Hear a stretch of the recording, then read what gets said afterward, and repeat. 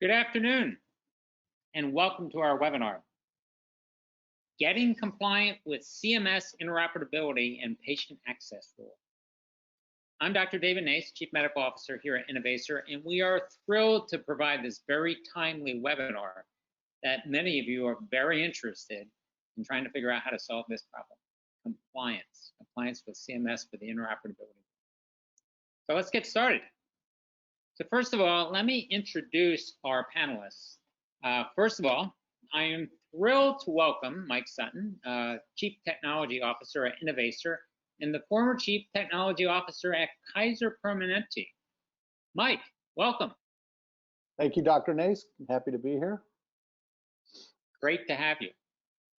And Dr. Aaron Sin, Senior Director, Product Manager at Innovaccer. And Aaron, I know you've been working on this for a while, so you're excited to tell the audience about all about the interoperability rule. Welcome to the webinar. Thanks. I'm excited to be here. Awesome. So for the audience, and we've got a great audience today, let me walk you through sort of what the agenda is, what we're going to cover in this webinar. First of all, we'd like to discuss the implications of the CMS Interoperability and Patient Access Rule, CMS 9115F. We're going to talk about key points that health plans should consider to begin preparing for compliance and making the deadlines for compliance, which I think people are starting to get nervous about. We're going to discuss how modernizing an IT infrastructure to enable secure access to sensitive information for patients can be approached. And lastly, we'll talk a little bit about what we're doing at Innovaccer and our CMS regulatory API solution and how it can enable payers to become CMS compliant. So let me start off asking Dr. Sen, you know, in healthcare, many of us, particularly as physicians or healthcare stakeholders or leaders, have been talking about interoperability for, it seems, for me, 30 years. So, Aaron, walk us through the history and timeline that brought us to this rule. Yeah, no, I'm going to start here on this left side and kind of break down this, fairly complex slide where, I would frame it up as we've been building up towards this particular point, from, early March 2020 when the CMS 9115 rule was actually kind of finalized. Even before then, take it back 1 year, we had the proposed rule from CMS where there was a lot of kind of open, forum for folks to kind of put in comments and really, provide their input on what the interoperability regulations should be, what are we really striving for kind of in the industry. Even before there were multiple efforts, the White House Executive Forum on Interoperability in 2018, the Virtual Research Data Center that the CMS set up, the My Health Ed Data, the Blue Button 2.0, those are all initiatives that were really oriented around kind of getting the industry moving along and trying to align on some of the frameworks for driving interoperability. And the whole kind of purpose of this is really after a need that I think has been recognized for some time around making data kind of more easier to access for everyone, patients, providers, etc., and doing so in a standardized way. And I think also realizing that, private sector alone wasn't going to really get it done at the pace that would really drive more near-term impact. And that, setting a kind of set of codified standards to make this happen was really what's going to take to kind of get a boost in this particular space. In some ways, kind of parallel some of the meaningful use, initiatives that happened the prior decade into this past decade around EMR and EMR adoption. And so, yeah, when this rule, it's been an interesting history. We had, Obamacare, we had meaningful use, the ONC stand up, we had the Blue Button initiative, all these attempts, and yet just don't seem to be making a lot of movement around this issue of interoperability. So I think for a lot of people, they were thrilled that this rule finally was released, but it was also released right in the middle of this COVID-19 crisis. So what are some of the ways CMS has been thinking about the implications of the crisis? Yeah, no, great point. And the key kind of implication of that crisis is that CMS has at least said that they would push back some of the enforcement, and specifically it's the patient access and provider directory APIs that were set on the Jan 1, 2021 deadline. CMS is actually maintaining that deadline while also pushing back enforcement by half year to July 1st, 2021. Recognizing that plans will need kind of a bit more time to go after those particular set of requirements, right? Those build on some of the provider-facing elements that are coming due in the end of this year around event notifications, ADT, feeds in particular, and also the public reporting piece when it comes to clinician or hospital data blocking, and that kind of feeds into the payer elements that are due next year, which then is followed in 2022, beyond just the API requirements, the specific requirements around data exchange. So January 1st, for payer-to-payer data exchange, that's a really patient-friendly, member-friendly requirement to make it easier for folks to move from health plan to health plan and move over some of the clinical data that they have on themselves. And then April 2022 is really more oriented towards Medicare and Medicaid dual eligible members to improve kind of the data exchange, federal state data exchange in that particular environment to improve care coordination. That makes a lot of sense. So let's get into the elements of the rule itself and take a look at trying to understand the implication now that it's out. So I think there are 4 basic elements to consider. Walk us through here how plans need to think about these 4 elements. I'm going to go through kind of top to bottom, starting first with the patient access API.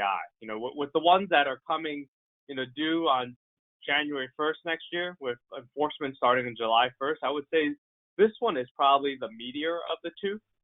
This is really around exposing certain claims and encounter based and some clinical information to third-party applications.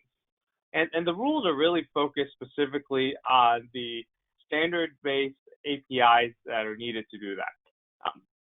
I'm going to go into more depth on this piece a little further down the line, but the narrow kind of interpretation is make the APIs available. Kind of the broader interpretation and what we would generally say is the appropriate one is that payers will need to think about the consent workflows, the certification workflows for the apps to make sure that security and privacy and consent are all solved for in an appropriate manner. The provider directory API is the other component here. This is to build transparency into the provider networks that health plans have. And also in the case of MAPD plans, to make sure that the pharmacy directory is also readily available. We would say that this kind of is a nice add-on, so to say, to the patient access APIs, making this information more readily accessible to members and for third-party apps to also pull in this particular information. The other 2 elements are really more around facilitating better exchange of information, especially either in cases where a member changes plans, that's the third row payer-to-payer, or in cases where a member actually has dual coverage, Medicare and Medicaid, and therefore it's important to drive better care coordination and sharing of data so that everyone is operating off of the same information. And that's the federal state data exchanges. So I think these 2 pieces are both particularly important. The real implication, especially in the context of the timelines, is to think about and have a solution for addressing the 2 API components and having a solution that's extensible to the other 2, recognizing that there's a bit more complexity with those. In the case of the payer-to-payer data exchange, for instance, there's specific requirements around the United States Core Data for Interoperability, USCDI, clinical data that would need to be shared in that particular case. No, that makes a lot of sense. And there's a lot here to consider, I think, for the audience to know that we will make these slides available since they're quite needed. So in these 4 categories, walk us through how payers should think about attacking each one, right? So, who's affected, what standards do they need to think about, what's the data required to be compliant, timelines, and then obviously security is going to be a huge issue. And we'll have Mike get into the security issues as well as we go along. Aaron. Yep, I kind of alluded to this just now. It goes way beyond the actual API requirements themselves. The core data standard, it's FHIR 4.0.1, and that's standard across these specific requirements. The affected organizations, as you may imagine, does vary a bit. It starts off a bit broader. We're covering Medicare Advantage organizations, state Medicaid fee-for-service programs, same with Medicaid, MCOs, managed care organizations, CHIP, that's Children's Health Insurance Plans, both on the fee-for-service and managed care side, as well as some of the qualified health plans on the federally facilitated exchanges. Some of the requirements kind of get pared down in some of the later years, especially on the dual eligible side, as you may imagine. It's really for just Medicare and Medicaid entities.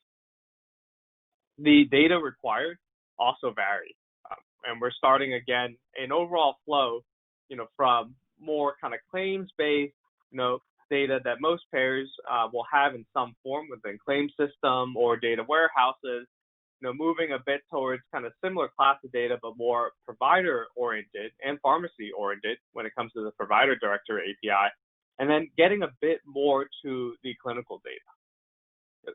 This kind of evolution really does have some implications as you're thinking about how do I ensure as a plan that I'm not just building the connections to expose the data, but that the data is actually high quality, that we've aggregated it at the member level, and that there's ways to check on that quality.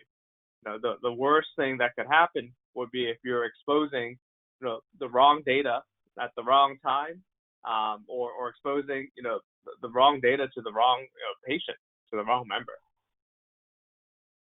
The timelines standpoint, I think that there's going to be different levels that you may want to solve for as to when the information is available and also how frequently it's updated. And I think that's going to be driven a bit in part of kind of your existing processes for getting and cycling through claims and encounter data or provider directory data, whether that's on a more daily or weekly basis or a monthly basis. And Mike, I know you have some thoughts here from the security side in particular, and the authentication pieces that will be required. Yeah, and as everybody probably remembers, when the regulation was going to be announced, there was a lot of talk about, well, we're giving up privacy of our patient. This is going to be insecure. Data will be all over the place. And actually, the technologies that are being deployed here, with the application programming interfaces and authentication methodologies like OAuth 2 are actually quite secure. And they're being used in the banking industry. They're being used, in all the other industries that have already gone ahead with this API interoperability. And I think what's been good about the regulation has laid down, fairly prescriptively of how that authentication needs to happen. And then, as you mentioned, Dr. Sin, it becomes on the providers, on us in the data space, to make sure that we're presenting the right data through these channels that have been secured by proven methodologies. And we'll talk a little bit more about some of the identity and data issues in a bit. Yeah, one of the things that I'm struck by here, Mike, is this issue of data.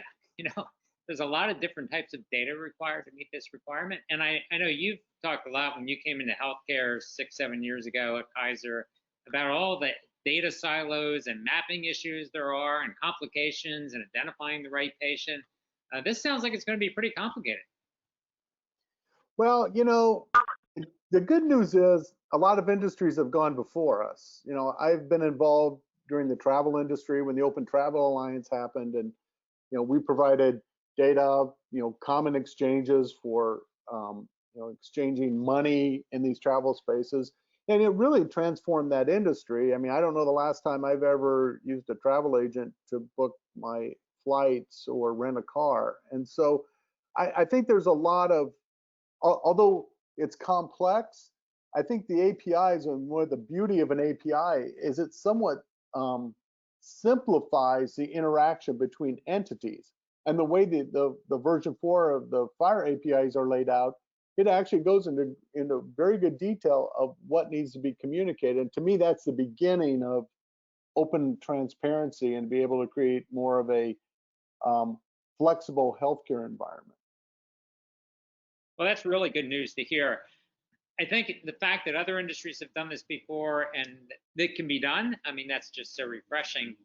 I know one of the things that you've shared with me in the past is this issue of the quality of the data, and then also because healthcare is so unique around privacy and security around the member here in the United States. You know, we don't have common, you know, citizens ID. You know, walk us through the kind of considerations from this perspective: data quality, member consent, member identification, that really needs to be solved for in a compliance solution.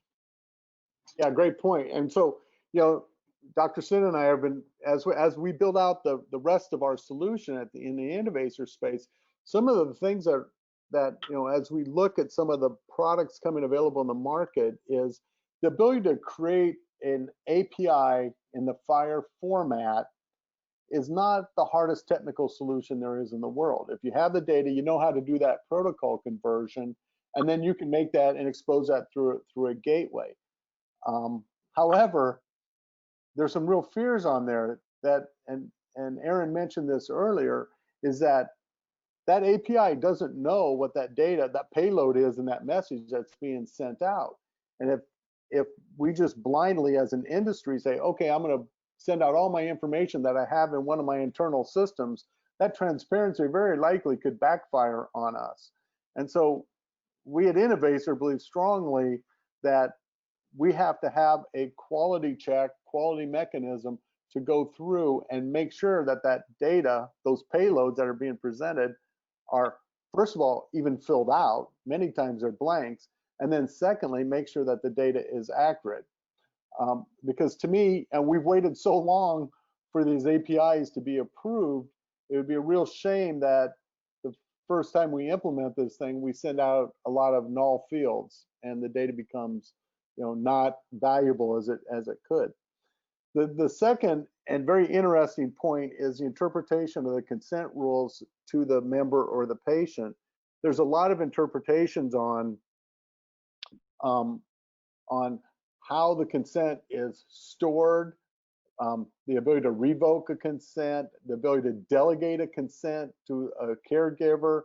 And there's also the issue with being able to provide consent to past members of your health plan. So there's a lot of complexities around that.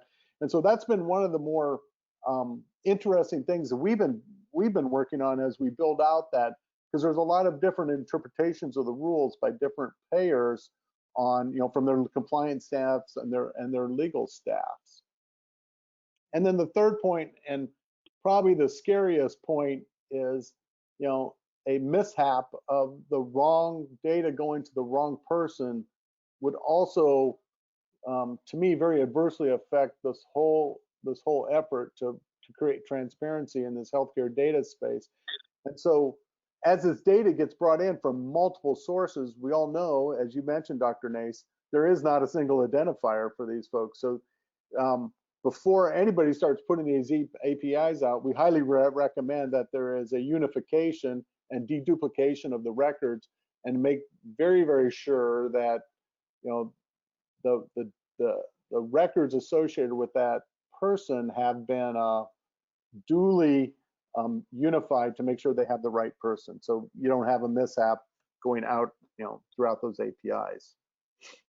Yeah, we've had plenty of stories in healthcare about wrong patient match information being released to another person. So we don't want to have that happen, that's for sure. And obviously this issue of data quality, garbage in, garbage out, is going to be huge. So I think what I'd like to do is, we've talked a lot about, you know, how this complies to the payers. So all CMS regulated payers, right, are going to have to comply, as we see here in the middle, right? You know, they're going to have to implement a patient access API, implement a provider directory API, support payer-to-payer data exchange, because people leave from one payer to the other, right? So, but there's implications, I think, for providers as well. Isn't that correct? Well, I think for the health ecosystem to wholly evolve and to get to the point where we can get that transparency and in essence consumerization of this data, I think all the both providers and the state agencies and federal agencies need to be able to produce and share this data as well. So I think this is just a long path. We were talking to some folks this morning that think this could be, if we spend a decade digitizing our records with EMR, this possibly could be another decade, hopefully less, of being able to create the right aggregation and analytics, for our constituents and our health plan members and patients. Yeah, I know there's a lot of questions that have come up over time about information blocking and constraining it within a specific or brand of EMR or other device, and we really need that data to be interchangeable, interoperable between those systems, so that we can really meet this requirement. So I think those are great points. And Aaron, I know this is not just Medicare. I think, as Mike just alluded, it's also Medicaid, right, and dual eligibles. How do plans need to think about this in those perspectives? Yeah, I think that's a very interesting kind of element, right? I think some of it is a perspective as a payer. You're thinking about how do I facilitate that exchange with other kind of payer organizations, Medicare or Medicaid, and also in some ways an opportunity, almost a catalyst within the industry to drive kind of tighter connections and connectivity across your own MA and Medicaid offerings. I kind of framed this up in the broader kind of interoperability context. I use the word catalyst in particular. I really see the CMS regulations as a catalyst for driving greater interoperability. Right? This is gonna, ultimately the goal is to enhance the patient experience, to enhance the member experience, kind of make it easier for them to, make decisions and get them empowered in driving their own kind of healthcare. I also see an opportunity from a payer standpoint that we, because traditionally there are kind of very set kind of payer, I'll call them payer functions within any payer organization, whether it's, on the cost of care side, or it's the member engagement side, or the provider engagement side. The interoperability really kind of opens up the door by standardizing the data exchange to get more creative and flexible with different workflows that may cross across those different stakeholders, and that's all built, again on a foundation of kind of high quality data. And I think that's going to be particularly important. There's also a security and privacy, aspects in this. It's important that from a plan standpoint, from a HIPAA, from a legal exposure, that you will want this information to be exposed securely. That's where the third-party, application kind of registration certification processes are really going to be critical here.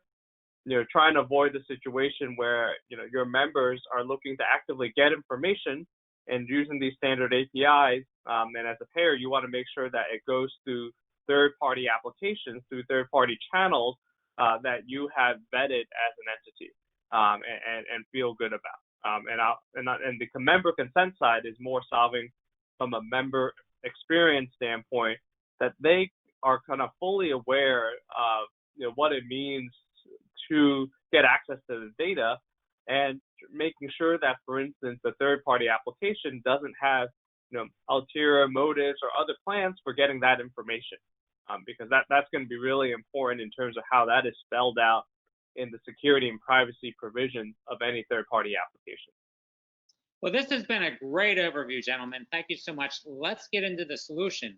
But before we do, I always like to check in with the audience. Would like to take a quick poll. And so here we go. Just please, for the audience, please go ahead and take your selection of your answers for this. What is your biggest implementation challenge with regard to the CMS mandate? So select one of the following: lack of in-house expertise around the rule, lack of clarity on what the requirements are. Hopefully we provided some of that. Lack of clarity on a solution approach. We're going to get into that. And the implementation deadlines, are they tight? They are tight, by the way. And is it limited funding? So what is your organization's particular challenge? So in the meantime, I want to remind the audience while we're taking the results of this poll, looking forward to seeing the results, to put your questions into the text box because we've gotten a number of questions already, and at the end we're hoping to take an additional one or two. Gentlemen, I've seen one question come up already. What will the penalty be to payers if they don't meet the deadline? Aaron, do you want to take a stab at that? Yeah, I think this one is a great question. You know, with regards to kind of, you know, if any payer out there is thinking about what if I, you know, kind of don't comply with that and see kind of what, you know, CMS would in essence do from an enforcement standpoint. So we know that, you know, the CMS has made clear that they're not going to enforce until July 1st. This is really the main impact so far from a COVID standpoint, and I think, you know, I recognize there's also a question around there as to what kind of impact might happen there, and I think it's probably a bit early to say as to what may kind of further go on, you know, depending on how the pandemic plays out. The CMS hasn't stipulated, you know, line by line from a penalty standpoint, but I think what we've seen pretty consistently is that the industry is definitely looking at solutions, you know, that don't just narrowly meet the requirements themselves, you know, i.e. the actual API requirements, but also really solving from a consent standpoint and also the certification standpoint to build that full wrapper to really limit any kind of HIPAA or legal exposure. That makes sense. So let's take a look at the results of the poll. Can we bring the poll results up? Oh, this is interesting, that implementation deadlines are the big barrier, and then lack of clarity. Hopefully we're doing that. Mike, what do you think of these results? Were they what you expected? Well, I definitely agree with the tight implementation deadlines. I mean, having worked for a large, you know, healthcare provider, a combination payer and provider, you know, January is, you know, from an IT perspective and development perspective, is you're pretty much already behind schedule if you haven't done it. What our hopes and, you know, one of my fears is, again, is, you know, is that we rush to the fastest, cheapest solution that's not going to address the identity issues and the data quality issues, and, you know, and then this turns out to be almost self-fulfilling, you know, kind of not as successful as we hope. But I'm not surprised at all, because if you're not doing it starting now, you're going to have a hard time making Jan 1, in my opinion. Yeah, that makes sense. So let's get into some solutions to figure out what plans can start doing. So first of all, one of the questions that comes up to me a lot is, what is FHIR, the Fast Healthcare Interoperability Resource, and why is this going to be a solution? Mike? Okay, so I'll apologize for everybody where I start using acronyms. I've been a technologist for a long, long time. But before I talk about FHIR is a description of an API, which is an application programming interface. And specifically in the healthcare industry, my observation is we do a lot. We share information today. I mean, we share information between different providers, different payers. But in general, what happens, we take all the data out of our system, whether it's the EMR, the lab system, the pharmacy system, and we take all the records and we put it in a file, we wrap it up, and we do something called an FTP, and we send that data over the internet generally to somebody who wants to get that data, and then they unwrap it, and they then ingest the data in their system with different rules. This is an inherently inefficient process, inherently insecure. We talk about data privacy. This creates a huge threat for, you know, anybody that would want to do us harm. And so to contrast that, the way an API works is, if I have the data, rather than me wrapping it up and sending it to you, you can make a request to me, say, hey, could you give me this specific data on this patient and for this medication? And I being the person having that data, will send that to you via that API request that you just made to me. This is inherently more secure, because as I mentioned earlier, all the authentication and transports for that are very, very secure. And then not to mention, the exposure is less because these are smaller packages than a huge batch file. So if that is an okay explanation of APIs, what FHIR is the government's interpretation of defining what is that data that goes in those packages, things like medications, name, address, all the basic demographic information. And then what are the methods, or what are those things that you can ask me as a provider to do with that data? You may ask me to change it. You may say, hey, we have the wrong address for this person. Could you make a change in your system with this data?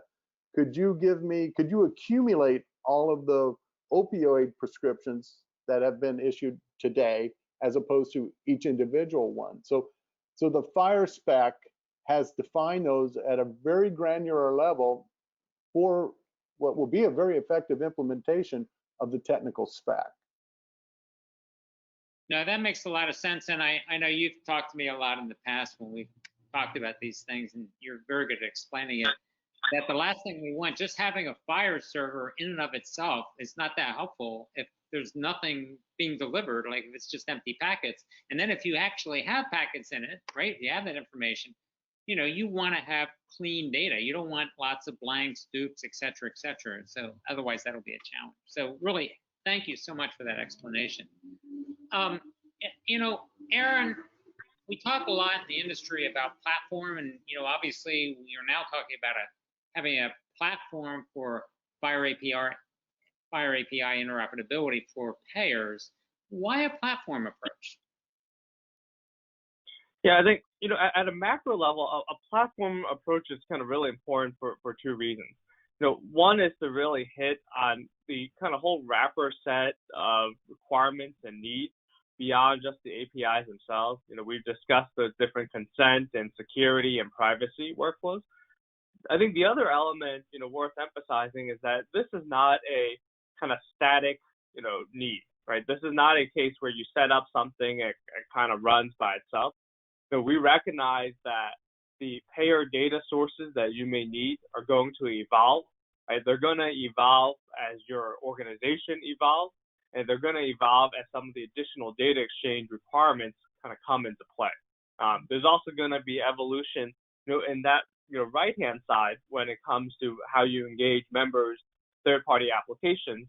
And so there's going to be an ongoing need to maintain and drive these processes and ensure that you're meeting the performance levels that you really need to. So, from a kind of platform component, right, we really see kind of four different components. The one that everyone focuses on, that the regulations are really centered around, is that number two, that FHIR server and API gateway. Let's make those APIs readily available. There's different pieces around kind of consent management, how you administer it as from a payer standpoint, from a security and authentication that are built around that. That only works if you're getting the right data in place. This is really a blend of a few considerations. What are the data sources that have what you need? What's the quality in those data sources? And so is there any need to clean up some of that data? Is there any need to aggregate that data, let's say at the member level, so that it's sufficiently prepared to be exposed through the FHIR API? There needs to be a mapping of that information. You can have the best data in and from the right sources, but if it's not properly mapped to the FHIR-based schema, you're going to have issues exposing that information through the FHIR API. And then finally, this is not a single time, pull of information of historic. You're going to need to maintain that on an ongoing basis. And that's obviously especially important if there's any changes to the data sources, whether it's because as an organization, you're making some modifications or adjustments, you're changing your claim system, you're changing your EDWs, or let's say you're broadening from the more claims-based information and entering the clinical data side. The rules, don't really stipulate what exact data sources you as a payer need to use other than those that are, kind of core to your day-to-day operations. There's some flexibility as to how you implement this, but the emphasis on getting that information high quality consistently is a really important point. So if you have those first two columns, go ahead, Mike. Well, I was just going to say, one of the things you and I have been talking about, it could even go a step further as, as these the FHIR APIs start driving that standardization in data, there actually could be, you know, perhaps the nirvana in healthcare as people sharing these applications that are written. I know you're thinking about putting a marketplace in the products that we're offering so people can actually, oh, I've written an app that consumers really like or that is very effective. Because now that the data is consistent, we can start offering this and, you know, actually have a cost impact on the healthcare space of not duplicating all the same applications over and over again. No, that's right. That's right. And then this gets really into that third bucket of it's democratizing access to that information. You're trying to facilitate and make it easier for third-party applications to get access to that information through a marketplace, through a developer portal that really facilitates this. You know, at the same time, it shouldn't be a free-for-all approach. You know, from a plan, HIPAA standpoint and legal liability standpoint, having some type of registration and certification process is really important. But at the same time, you want to make that transparent and easy, you know, for third-party apps to kind of get into that flow. And if they pass the requirements that you're set and you're confident as a payer, you don't get, you know, downside exposure, then you kind of solve for that element. Yeah. This then naturally feeds into the last piece around, you know, if you have these third-party application workflows, you want to make sure that the members can actually get access to it. At the same time, they should be, you know, going in full, you know, eyes open as to, you know, what are the specific security and privacy provisions in place by a third-party application. It should know if you as a payer have vetted some of these third-party apps or not. And you as a payer will want to kind of also authenticate and make sure that whether it's the member, you know, a former or past member, there's that complexity, or whether it's their member or their designee, are appropriately getting access to that member's information. And you probably want to do this not through a whole new kind of login sign-on process with a whole different set of credentials, but leverage your existing kind of online, you know, logins for your particular members. There's a lot going on here. You know, Mike, I'm really struck by when we took the poll, most people thought they had the in-house expertise, right? But sometimes I worry that people think that just means understanding FHIR, because it's not just mapping, ensuring quality FHIR, right? It's all these other requirements about being able to have portal access, be able to support app development, have consent management, connect to the other apps that members may want to use, third-party apps, and then, geez, having this information readily available to members and being able to withdraw consent or add consent at any time. This is pretty complicated. Yeah, and one other kind of additional complexity is and I can't speak for every organization, but a lot of times your data is not as organized quite as well as you hoped it is. And you have many transactional systems. It's not just EMR data, right? There's many other systems that are contributing to the data that have to meet this FHIR distribution requirement. And so, you know, perhaps if you're lucky and everything is in one place, this is a matter and it is good quality. It probably is not as complex, but in general, I would say most organizations don't have that clarity of kind of data ownership and data management. I know, you know, many times, you know, may not even have a single master patient index. You know, I've worked places where we had more than one. Believe it or not, we had to federate those different master patient indexes to create a consistent single one. But people ahead of the game from a data perspective won't find this as complex as others will. Well, the good news is there are implementation guides and there are standards that are readily available. So, you know, Mike, I think this would give some solace to people. At least they can go and find out this information. Yeah, and you're right on. I think the good news is there's plenty of, like I say, the FHIR spec is very well written. I mean, it's been a long time in development. You know, I first saw it really over 3 years ago from the technology perspective and what the specs look like. So that is very good. I think there's other areas, and Dr. Sin mentioned a lot of them. It's going to be subject to interpretation and legal liability for each individual organization that is not as well prescribed in the regulations. But we put everything we know of here. Hopefully we didn't miss any. but it's good reference to get to some of these. And again, I think it's going to be very interesting as people race to Jan 1 or July 1, whatever your desire is. And there's going to be a lot of interpretations about how the softer part, not the spec part, because that's fairly clear in my mind, but the consent management, identity, liability for these applications, should they not be trusted as much as you'd like. And so that's unclear, but we'll see how that evolves. But this is the rulings and regulations we know as of today. That's awesome. That's awesome. Well, let's check back into our audience again now that we've walked through this and say, try to figure out like where they see the supporting components in their organization that really need to focus on CMS compliance. So we're going to bring up another poll. Please go into your checkbox. Which of these following components will your organization focus on the most in order to meet this compliance? Will it be the integration with underlying data sources that Mike talked about, way beyond the EMR? Will it be member consent management? Because that's a tricky issue. Will it be third-party app registration and certification? Lots of third-party apps out there. And will it be member authentication? So while we wait for this poll, I have a question. We've been getting lots of questions in from the audience, so exciting.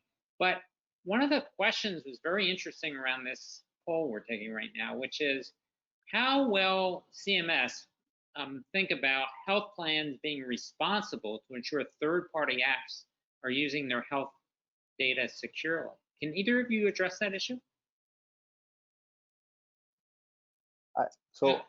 I did. So I cannot speak for Kaiser Permanente, but in our first implementation of this, the feeling was the company not only provides fabulous health care for their members, they also are responsible for that privacy of the data. So they took special certifications of those apps that we would give data to.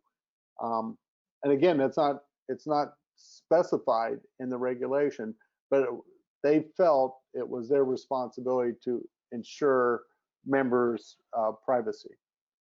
So I can only speak for that one instance.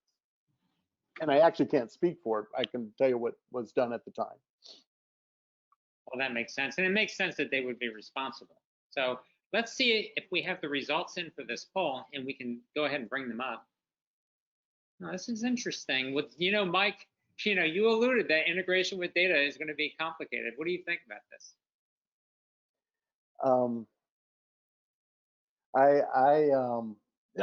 I think our audience really kind of understands the issue around that. So yeah, I guess I'm not surprised. I think that's a good number. Well, luckily you made the point that it's not just the EMR ahead of time, so hopefully that got people thinking about it.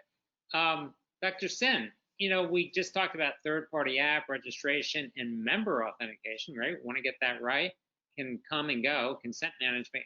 Why third-party registration and member authentication be lower on the list? What's your guess here? I think part of it may be from a payer standpoint, you may have come up with a solution in this particular space. One of our realizations is that different payers are at different kind of stages in that particular arena, right?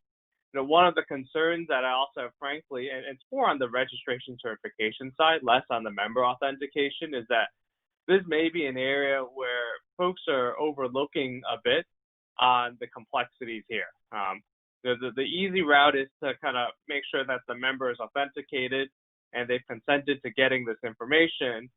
From a kind of downside risk standpoint, from a payer standpoint, I think it's also going to be important to make sure that the third-party apps are well vetted to some kind of minimum threshold that you as a plan will need to establish and set up.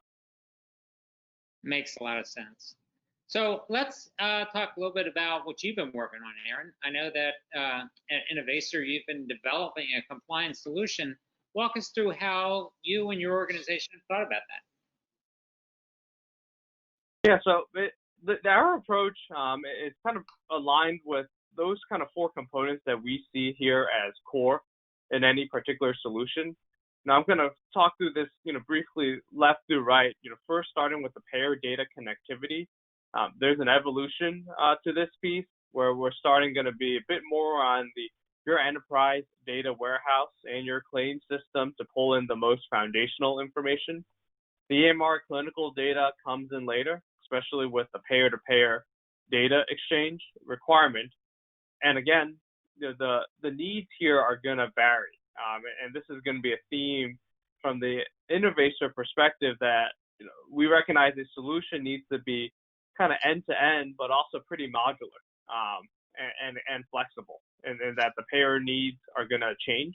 Because some organizations clearly have this largely resolved, and it's going to be a more straightforward connection. And other organizations are recognizing that, hey, I have information in multiple different places. I'm going to need to aggregate that, run a enterprise master patient index kind of process to aggregate that, and then also ensure that it's cleaned and consolidated, before I bring it in, and do the mapping to the FHIR schema. At that level, once you get to that kind of core central part that you see here, there's a whole element around security and access, having an access control list, having the right ways to authenticate the member, API authentication and security. Those are all kind of foundational elements. And then taking a bit more of a payer lens, you're going to want a way to manage that registration and certification aspect. Quickly have a view and ability to kind of turn on and off, so to say, which third-party apps have been approved and can and continue to get access to your members' information. How you manage the member consent process is going to be important.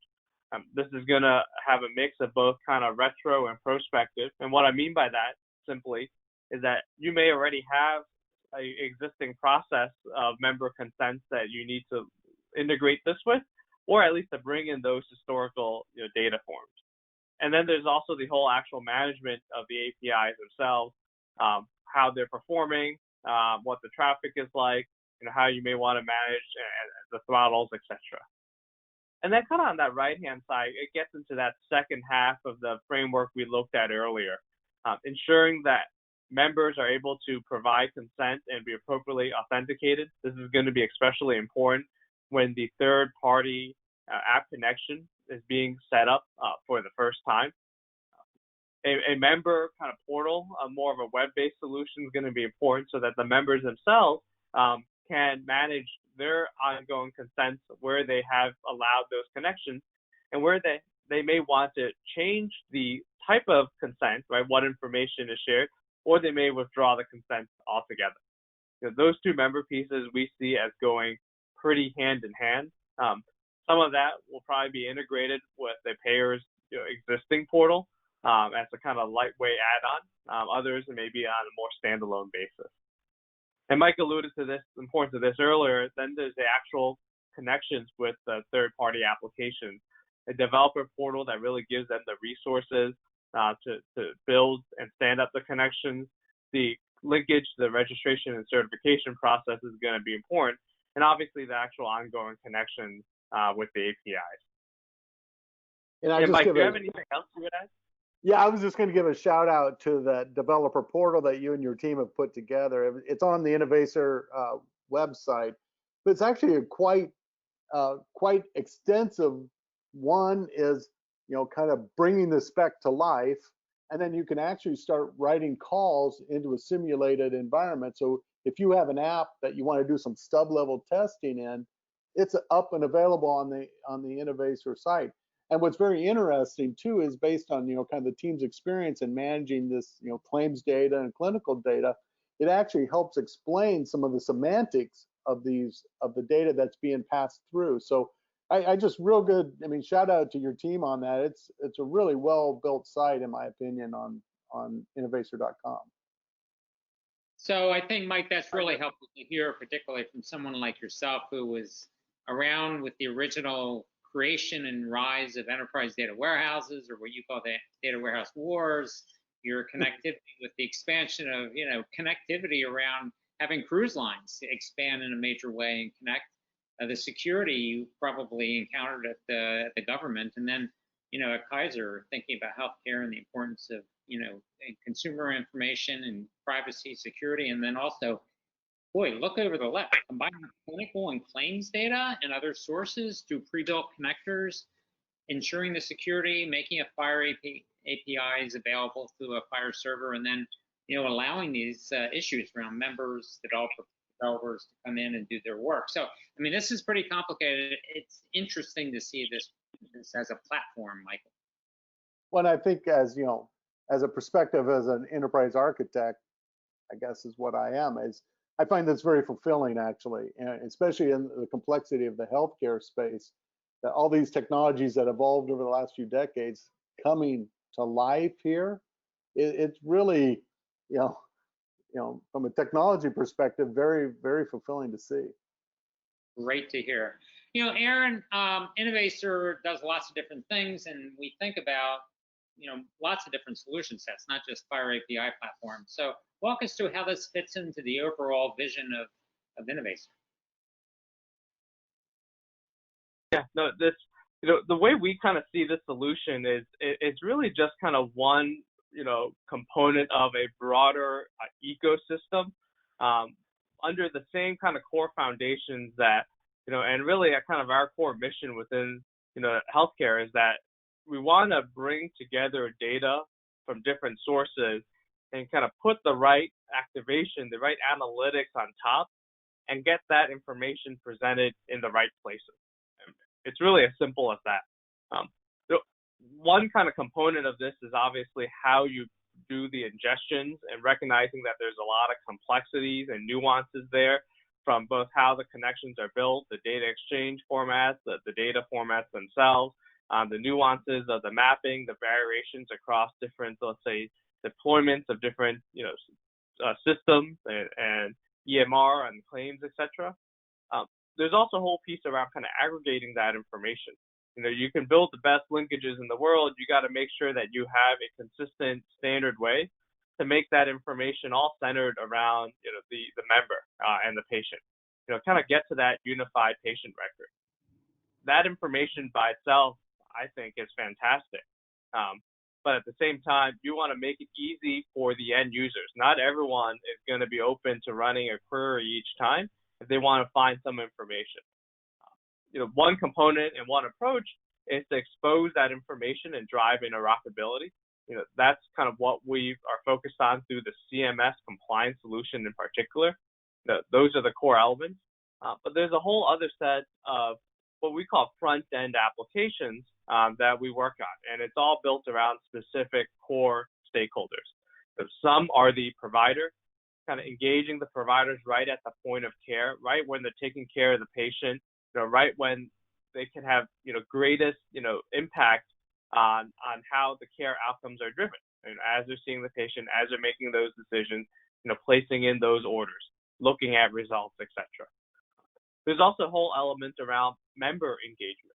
How can we better share information to the members, kind of get them activated as kind of true consumers of healthcare and true decision makers on their own health, and get that information to them. Some of this can be interlinked. So kind of what's implied in this particular care as one approach is that you can drive use cases across multiple, touch points.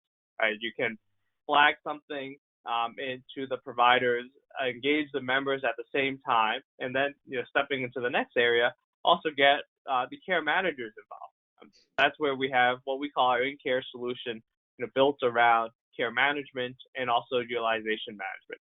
Kind of linking to really foundational, core elements of any payer operations, but at the same time also broadening the aperture as to how those workflows can be driven and how we can get synergies and value add by driving linkages across these different touch points. And again, it's all on that same unified patient record foundation. We need a way to have the same information across kind of all different stakeholders, all different systems, and ensure that that view kind of gets maintained and enhanced over time. Well, Mike was just saying that as an enterprise, career enterprise architect, it's been so fulfilling to see these complexities pulled together, even in healthcare. for me as a physician who's been on the provider and payer side, to finally see things come together around the patient, what we've often talked about is patient-centered care. It's just so fulfilling, in solving this problem of interoperability. It's such a pleasure to see. And I like this concept of care as one, right? Because lots of people are taking care of patients. Payers are interested in invested in their members. Their employer clients are CMSs from a population perspective. And as providers of community agencies or physicians or hospitals, we're all interested in providing the best care and outcomes for the patient. So this is just so fulfilling to see. I really like this, and it kind of fulfills what I've often heard the folks at Gartner talk about is the real-time healthcare orchestration, the real-time healthcare system. So it's just very exciting. So with that, we continue to get lots of questions, and let's move it into throwing you a couple of these questions. Now, they may be a little bit hot off the press and a little bit coy. So first question, this comes from an audience member. How will CMS think about auditing items like the 24-hour availability of an adjudicated claim? Yikes. I hope Dr. Sin knows that answer. Aaron, CMS this falls a bit more into the bucket outside of the APIs where they've been less specific as to kind of the enforcement and the auditing, process and how those drive the review. Our kind of perspective is all built around kind of transparency, both within our solution and also, to our, payer partners in this particular space, right? Being able to kind of track the performance kind of over time, being able to track how the information is flowing, where it's sourced from, and when it was kind of last seen or touched is really our general approach to making sure that we have the details and the structure and the flexibility to support any particular audit requirement. There's another interesting question in here, which is, CMS has worked very hard to think about standing up the Center for Medicaid and Medicare Innovation, driving patient-centered care. Now we have this pandemic and this rule coming out simultaneously.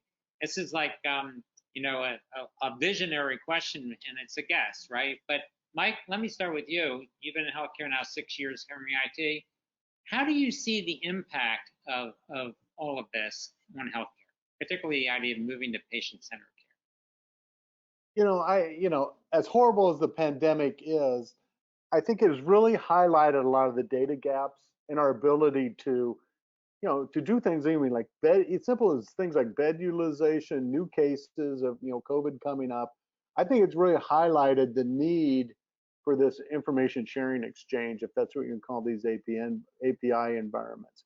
And then secondly, I helped deploy our telehealth system that was really kind of underutilized. And I think once, people saw how fabulous it was, I think it's here to stay now at, factors of 10, 20 times more use than it was getting before. So, as horrible as the pandemic is, it brought out the need to seek more efficiencies and more transparency in the data. So, and again, I think with this regulation, these are things that are here to stay. It's not going away. No, that makes a lot of sense. So another step forward, I think, for healthcare, another step forward in the complexity of solving IT problems such as interoperability. I want to take this moment to thank both of you, Dr. Sin, Mike, both of you lending your expertise, talking about a solution approach to what is really a challenge for everybody, particularly payers in this environment.